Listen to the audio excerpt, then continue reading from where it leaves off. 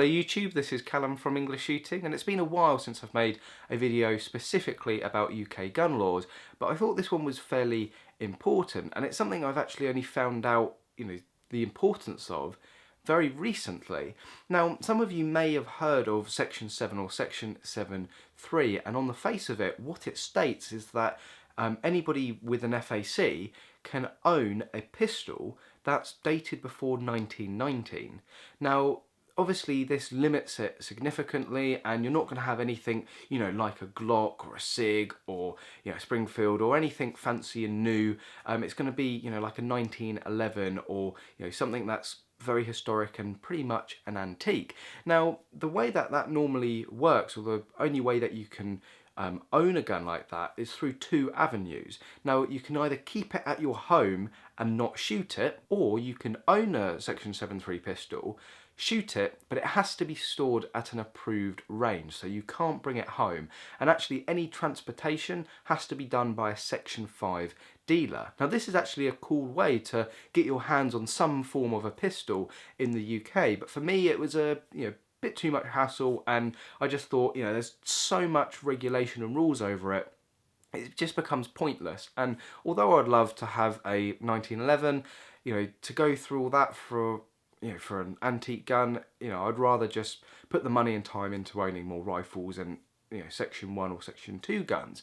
But more recently, somebody that I go shooting with fairly regularly started talking about their Section 7.3 and the fact that they were buying a Springfield XD. Now, as well as the sort of collectible pre-1919 guns, you can own a gun under Section 7.3, you can own a pistol under Section 7.3 if it has historic significance. Now, the significance of the Springfield XD is that it was used in British military trials. So obviously when the military want to go and assess a new gun, or they're thinking of changing their guns, they go and assess and trial a load of new ones. Now, to my knowledge, there were 40 Springfield XDs that got trialled.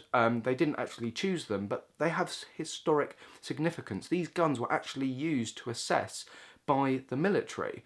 Now, these have historic importance and historic significance, and can therefore be owned under a Section 7.3. So the person that I go shooting with, he's got a Section 7.3 under his FAC. The gun is stored at a range down in Bisley. It was transported by a Section 5 dealer, and he can go there and shoot it. So after hearing about this, I was quite intrigued and thought, let's have a better look into this and see what's up. And I found that as well as historic significance, you can own a gun if it was a technological advancement. If you can prove that a gun has specific technological advancements within firearms, it's historically significant just by kind of definition.